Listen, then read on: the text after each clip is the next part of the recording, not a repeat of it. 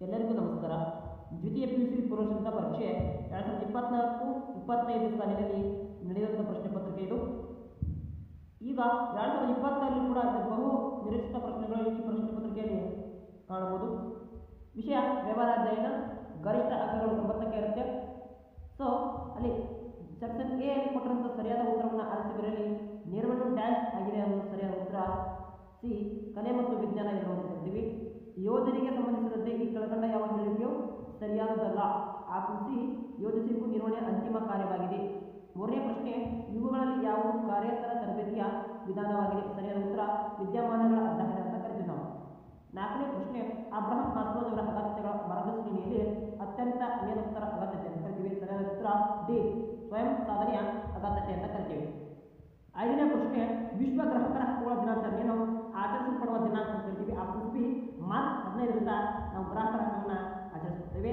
ಇನ್ನು 5 ಸ್ಪೆಲ್ಲಿಂಗ್ ಇಂದ ಖಾಲಿ ಪುಸ್ತಕಗಳನ್ನು ಆವರಣದಲ್ಲಿ ಕೊಟ್ಟಿರುವ ಸರಿಯಾದ ಉತ್ತರವನ್ನು ಆಯ್ಕೆ ಮಾಡಿ ಬರೆಯುವುದು. ಒಬ್ಬ ಅಧೀನ ಡ್ಯಾಶ್ ಇಂದ ಮಾತ್ರ ಆದೇಶವನ್ನು ಪಡೆಯುವಂತಿರಬೇಕು ಮತ್ತು ಆತನಿಗೆ ಜವಾಬ್ದಾರಿಯಾಗಿರಬೇಕು. ಅಂತರಿಕೆ ಮೇಲಾಧಿಕಾರಿಯಿಂದ. ಏಳನೇ ಪ್ರಶ್ನೆ, ಡ್ಯಾಶ್ ನಿರೀಕ್ಷಿತ ಫಲಿತಾಂಶವನ್ನು ಅಂಕಿ ಸಂಖ್ಯೆಗಳ ರೂಪದಲ್ಲಿ ವ್ಯಕ್ತಪಡಿಸಿದ ಹೇಳಿಕೆಯಾಗಿದೆ. ಸರಿಯಾದ ಉತ್ತರ ಮುಂಗಡ ಪತ್ರ. ಎಂಟನೇ ಪ್ರಶ್ನೆ, ತನ್ನ ಅಧೀನರಿಗೆ ಆಜ್ಞೆಗಳನ್ನು ನೀಡುವ ವ್ಯಕ್ತಿಯೊಬ್ಬನ ಹಕ್ಕಿಗೆ ಡ್ಯಾಶ್ ಎನ್ನುವರು. ಅದು ಸರಿಯಾದ ಉತ್ತರ ಅಧಿಕಾರ. 9ನೇ ಪ್ರಶ್ನೆ, ಚರಾಸ್ತಿಗಳೆಂದರೆ ಡ್ಯಾಶ್ ಗಳಿಗೆ ನಗದಾಗಿ ಮಾರ್ಪಡುವ ಆಸ್ತಿಗಳು 1 ವರ್ಷದ ಒಳಗೆ ಅಂತ ಕರಿತೀವಿ. 10ನೇ ಪ್ರಶ್ನೆ, ಒಬ್ಬ ಮಾರಾಟಗಾರನ ತನ್ನ ಉತ್ಪನ್ನಕ್ಕೆ ಹೆಸರು ನೀಡುವ ಪ್ರಕ್ರಿಯೆಯನ್ನು ಡ್ಯಾಶ್ ಎಂದು ಕರಿತೀವಿ. ಸರಿಯಾದ ಉತ್ತರ ಮುದ್ರೆಯ ಹಾಕುವಿಕೆ ಅಂತ ಕರಿತೀವಿ. ಇನ್ನು ಸೆಕ್ಷನ್ 3ಯಲ್ಲಿ ಹೊಂದಿಸಿ ಬರೆಯೋಣ. ಉನ್ನತ ನಿರ್ವಹಣೆ ಎನ್ನುವುದು ಒಂದು ವ್ಯವಸ್ಥಾಪಕ ನಿರ್ದೇಶಕ ಬರುತ್ತೆ. ಆರ್ಥಿಕ ಪರಿಸರ ಎನ್ನುವುದು ಒಂದು ವ್ಯವಹಾರಿಕ ಪರಿಸರದ ಮೂಲಾಂಶ. ದ್ರಾಕ್ಷಿ ಬೆಳೆ ಎಂಬುದು ಒಂದು ಅನೌಪಚಾರಿಕ ಸಮನ. ಸಾಲ ಪತ್ರಗಳು ಎಂಬುದು ಹಣಕಾಸಿನ ಮೂಲ. ಟೆಲಿವಿಷನ್ ಎಂಬುದು ದೀರ್ಘ ಬಾಳಿಕೆ ಬರುವ ಉತ್ಪನ್ನಗಳು ಅಂತ ಕರಿತೀವಿ. ಹಾಗೆ ಕೆಳಗಿನ ಪ್ರಶ್ನೆಗಳಿಗೆ ಒಂದು ಪದ ಕ್ವಶನ್ಸ್ ಅನ್ನ ಇಲ್ಲಿ ಕೇಳ್ತೀವಿ. ಸರಿ, ಇಲ್ಲಿ ನಾವು ತಿಳ್ಕೊಳ್ಳೋಣ. 12ನೇ ಪ್ರಶ್ನೆ, ವೈಜ್ಞಾನಿಕ ನಿರ್ವಹಣೆ ಪಿತಾಮಹ ಎಂದು ಯಾರನ್ನ ಕರೀತೀವಿ? FW ಟೇಲರ್ ಅವರನ್ನ ಕರೀತಾಗಿದೆ.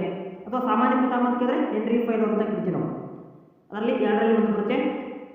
ಪ್ರತಿನಿಯೋಜನೆ ಎಂದು ಯಾವುದಾದ್ರೂ ಮೂಲಾಂಶ ನಾಯಕತ್ವ ಅಂತ ಬರೀತೀವಿ. ನಾಯಕತ್ವ ಪ್ರತಿನಿಯೋಜನೆ ಮೂಲಾಂಶವನ್ನು ಬರೀಬೋದು. ನಾಯಕತ್ವ ಪ್ರೇರಕ ಅಂತ ಬರೀಬೋದು. ತರಬೇತಿ ಎಂದರೇನು? ನಿಯಂತ್ರಿಸುವಿಕೆಯ ಶಿಷ್ಟದ ಅರ್ಥ ಏನು? ತರಬೇತಿ ಎಂದರೆ ಒಬ್ಬ ಯೋಗ್ಯ ಪರಿಮಿತನಿಗೆ ನೌಕರನಿಗೆ ಸೂಕ್ತ ತರಬೇತಿ ನೀಡಿ ಆಯ್ದುಕೊಳ್ಳುವ ಪ್ರಕ್ರಿಯೆ. ಅದನ್ನೇ ಬುದ್ಧಿ ಮತ್ತು ಜ್ಞಾನವನ್ನು ಕೌಶಲ್ಯ ಕೊಡುವಂಥ ತರಬೇತಿ. ಹಾಗೆ ವಿತರಣಾ ಮಾರ್ಗದಲ್ಲಿ ಒಬ್ಬ ಮಧ್ಯವರ್ತಿನ ಹೆಸರಿಸಿದ್ರೆ ಚಿಲ್ಲರೆ ವ್ಯಾಪಾರಿ, ಸಗಟು ವ್ಯಾಪಾರಿ, ಉತ್ಪಾದನೆಗಾರ, ಮಧ್ಯವರ್ತಿ ಅಂತ ನಾವು ಕರಿತೀವಿ. ಇನ್ನು 17ನೇ ಪ್ರಶ್ನೆ ನೋಡೋಣ. ಡೈರೆಕ್ಟ್ ಆಗಿ ವಿಭಾಗದಲ್ಲಿ ಬಿ ಅಂತ ಕೊಟ್ಟು 6 ಅಂಕದ ಪ್ರಶ್ನೆಯಲ್ಲಿ ಪ್ರತಿಯೊಂದು 2 ಅಂಕವನ್ನು ಕೊಡಲಾಗಿದೆ. ಸೊ 17ನೇ ಪ್ರಶ್ನೆ ಕಂಟಿನ್ಯೂ ಆಗುತ್ತೆ. ನಿರ್ವಹಣೆಯ ವ್ಯಾಖ್ಯಾನವನ್ನು ಕೊಡಿ ಅಂತ ಇಂಪಾರ್ಟೆಂಟ್ ಆಗಿರುತ್ತೆ. ಗ್ಯಾಂಗ್ ಪ್ಲಾನ್ ಎಂದರೇನು ಅಂತ ಇಂಪಾರ್ಟೆಂಟ್ ಆಗಿರುತ್ತೆ. ನೇಮಕ್ಕೆ 2 ಉದಾಹರಣೆಯನ್ನು ಬರೆಯಿರಿ ಅಂತ ಕರಿತೀವಿ. ಕಾರ್ಯಾತ್ಮಕ ರಚನೆಯ 2 ಅನುಕೂಲತೆಗಳನ್ನು ತಿಳಿಸಿ. ಆಯ್ಕೆ ಅರ್ಥ ಕೊಡಿ. ನಾಯಕತ್ವದ ಶೈಲಿಯನ್ನು ತಿಳಿಸಿ. ವೆರಿ ಇಂಪಾರ್ಟೆಂಟ್ ಇದು. ಯಾವುದು ಉದಾಹರಣೆ ಅಂದರೆ ಸಮಾಜವಾದಿ, ನಿರಂಕುಶಾಧಿಕಾರಿ, ಪ್ರಜಾಪ್ರಭುತ್ವವಾದಿ ಅಂತ ಕರಿತೀವಿ ನಾವು. ಮುಕ್ತ ನೀತಿವಾದಿ ಅಂತ ಕರಿತೀವಿ. ನಿಯಂತ್ರಿಸುವಿಕೆ 2 ಮಿತಿಗಳನ್ನು ತಿಳಿಸಿ. ಹಣಕಾಸಿನ ನಿರ್ವಹಣೆಯ 2 ಉದ್ದೇಶಗಳನ್ನು ತಿಳಿಸಿ. ಮಾರಾಟ ಪ್ರಕ್ರಿಯೆ ಹೇಗೆ ವಿವರಿಸುತ್ತೀರಿ? ಬಳಕೆದಾರ ರಕ್ಷಣೆ ಮಹತ್ವ ನೀಡಲು ಯಾವುದೋ 2 ಕಾರಣಗಳನ್ನು ತಿಳಿಸಿ. ಇವು ಇಂಪಾರ್ಟೆಂಟ್ ಆಗಿರ್ತವೆ. ಹಾಗೆ ಭಾಗ ಸಿ ಇಲ್ಲಿ ಬಂದ್ಬಿಟ್ಟು ನಾವು ಅಲ್ಲಿ ಇರುವಂಥ ಪ್ರತಿಯೊಂದು 4 ಒಂದು 10ರಿಂದ 12 ವಾಕ್ಯ ಉತ್ತರಿಸುವಂಥದ್ದು. ಪ್ರತಿ ಪ್ರಶ್ನೆಗೆ 4 ಅಂಕವನ್ನು ಪಡ್ಕೊಳ್ತೀವಿ. ಅಲ್ಲಿ 6 ಪ್ರಶ್ನೆಗಳನ್ನು ನಾವು ಸರಿಯಾಗಿ ಉತ್ತರಿಸಬೇಕಾಗುತ್ತೆ. ಅಲ್ಲಿ 27ನೇ ಪ್ರಶ್ನೆ, ಹೆನ್ರಿ ಫೈಲರ್ ಅವರ ಪ್ರತಿಪಾದಿಸಿರುವಂಥ 4 ನಿರ್ವಹಣಾ ತತ್ವಗಳನ್ನು ಸಂಕ್ಷಿಪ್ತವಾಗಿ ವಿವರಿಸುವುದು ಬಹು ನಿರೀಕ್ಷಿತ ಪ್ರಶ್ನೆ ಆಗಿರುತ್ತೆ. ಹಾಗೆ ವ್ಯವಹಾರ ಪರಿಸರ ಪ್ರಾಮುಖ್ಯತೆ ಮತ್ತು 4 ಅಂಶಗಳ ಮೂಲಕ ವಿವರಿಸಿ ಅಂತ ಕರಿತೀವಿ. ಬಾಹ್ಯ ಪರಿಸರ ಮತ್ತು ಆಂತರಿಕ ಪರಿಸರ ಕುರಿತ ಬರೀಬೇಕಾಗುತ್ತೆ. ಹಾಗೆ ಯೋಜಿಸುವಿಕೆ 4 ಮಿತಿಗಳನ್ನು ತಿಳಿಸಿರುತ್ತೆ. ಅದು ಇಂಪಾರ್ಟೆಂಟ್ ಇರುತ್ತೆ. ಮತ್ತು ಉದ್ಯೋಗಿ ಆಯ್ಕೆಯಲ್ಲಿ ಬಳಸಲಾಗುವ 4 ವಿವಿಧ ಪರೀಕ್ಷೆಗಳು. ಪೂರ್ವಭಾವಿ ಪರೀಕ್ಷೆ, ಬುದ್ಧಿವಂತಿಕ ಪರೀಕ್ಷೆಯನ್ನು ನಡೆಸಲಾಗುತ್ತೆ, ಅವುಗಳಿರುತ್ತೆ. ಹಾಗೆ 32ನೇ ಪ್ರಶ್ನೆ, ನಿಯಂತ್ರಿಸುವಿಕೆ ಪ್ರಕ್ರಿಯೆ ಒಳಗೊಂಡಿರುವ 4 ಹಂತಗಳನ್ನು ವಿವರಿಸಿ. ಅದು ಇಂಪಾರ್ಟೆಂಟ್ ಇರುತ್ತೆ. ಜಾಹೀರಾತು ಮತ್ತು ವೈಯಕ್ತಿಕ ಮಾರಾಟದ ನಡುವಿನ 4 ವ್ಯತ್ಯಾಸಗಳನ್ನು ತಿಳಿಸುವುದು ಇಂಪಾರ್ಟೆಂಟ್ ಆಗಿರುತ್ತೆ. ಸಾಮಾನ್ಯವಾಗಿ ಬಳಸಲಾಗುವ ಮಾರಾಟ ಪ್ರವರ್ತನ ಚಟುವಟಿಕೆಗಳನ್ನು ವಿವರಿಸಿ ಅಂತ ಅದು ಕೂಡ ಇಂಪಾರ್ಟೆಂಟ್ ಆಗಿರುತ್ತೆ. ಬಳಕೆದಾರ ಯಾವುದೋ 4 ಹಕ್ಕುಗಳನ್ನು ಕರಿತೀವಿ ನಾವು. ಸೊ ಅದು ಇಂಪಾರ್ಟೆಂಟ್ ಆಗಿರುತ್ತೆ ನೋಡಿ. ಬಳಕೆದಾರ ಯಾವುದೋ 4 ಹಕ್ಕುಗಳನ್ನು ವಿವರಿಸಿ. ಭಾಗ ಡಿ ಇಲ್ಲಿ ಬರ್ತಿದ್ದೀವಿ. ಅಲ್ಲಿ 3 ಪ್ರಶ್ನೆ ಬರೆಯಬೇಕು, ಪ್ರತಿಯೊಂದಕ್ಕೂ 8 ಅಂಕನ ಬರೀತೀವಿ. ಅಲ್ಲಿ ನಿರ್ವಹಣೆಯ ಮೂಲ ಗುಣಲಕ್ಷಣವನ್ನು ವಿವರಿಸಿ ಅಂತ ಇರುತ್ತೆ. ಹಾಗೆ 38ನೇದು ವಿಕೇಂದ್ರೀಕರಣ ಎಂದರೇನು, ವಿಕೇಂದ್ರೀಕರಣ ಪ್ರಾಮುಖ್ಯತೆಯನ್ನು ವಿವರಿಸಿ.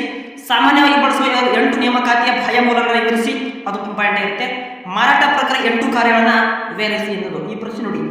ಮಾರಾಟ ಪ್ರಕ್ರಿಯೆ 8 ಕಾರ್ಯಗಳನ್ನು ವಿವರಿಸುವುದು ಇಂಪಾರ್ಟೆಂಟ್ ಆಗಿರುತ್ತೆ. ಹಾಗೆ ಸಾಮಾನ್ಯವಾಗಿ ಬಳಸುವ 8 ನೇಮಕಾತಿಯ ಬಾಹ್ಯ ಮೂಲಗಳನ್ನು ವಿವರಿಸುವುದು ಕೂಡ ಇಂಪಾರ್ಟೆಂಟ್ ಆಗಿರುತ್ತೆ. ನಿರ್ವಹಣೆಯ ಮೂಲ ಗುಣಲಕ್ಷಣವನ್ನು ವಿವರಿಸುವುದು ಕೂಡ ಇಂಪಾರ್ಟೆಂಟ್ ಆಗಿರುತ್ತೆ.